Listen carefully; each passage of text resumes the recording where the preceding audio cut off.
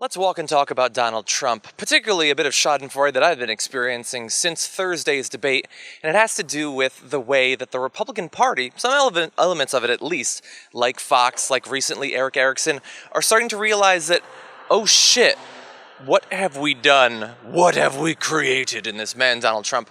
And there are two areas of it that I want to focus on today.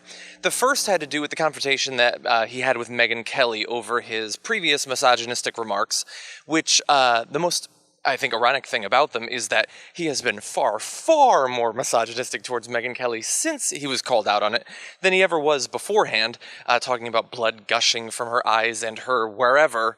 He later said he meant nose.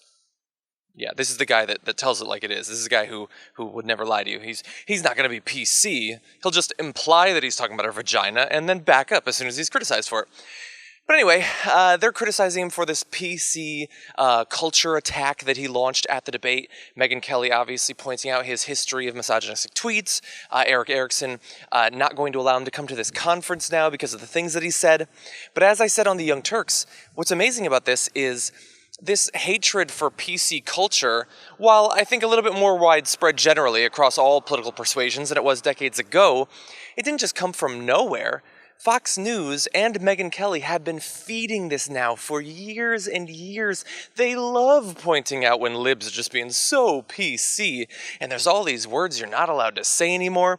And look, I'm even a little bit receptive to that argument. I do think that sometimes we go a little bit too far in policing language, and I think we go out of our way looking for things to be offended about. But there are some things that we should be able to agree on, whether you're on the left or the right, should be off limits. And now, unfortunately, Megyn Kelly's trying to make that point, but it's too late because she has trained her audience, and as a part of Fox News, they have trained their audience to be extremely hostile towards any sort of PC culture or attacks or anything like that. And now Donald Trump, he is simply going on from there. He's giving them the next step, the next evolution in the path that Fox News put them on. And then, of course, you have generally the fact that they can't seem to kill this guy. I mean, Fox News obviously wanted to do some damage to him at the debate. And then look at the way he's acting. But it's so hard for them to really make these attacks stick because, again, they have been training people for a very long time to see exactly the sort of person that Donald Trump is as the best sort of American person. He is a rich white businessman. He's a self-made man. Not really, but he's a self-made man, they would say. And he's super rich. He must be awesome. You know, it doesn't matter if he's, gone through wives and he's gone through bankruptcies and all of that. Don't question him.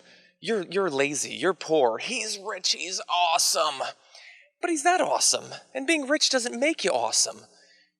Okay, maybe he's not lazy. I honestly don't know. It seems like lately he spends all day on Twitter, which isn't exactly the most backbreaking of labor, but he's not a good guy.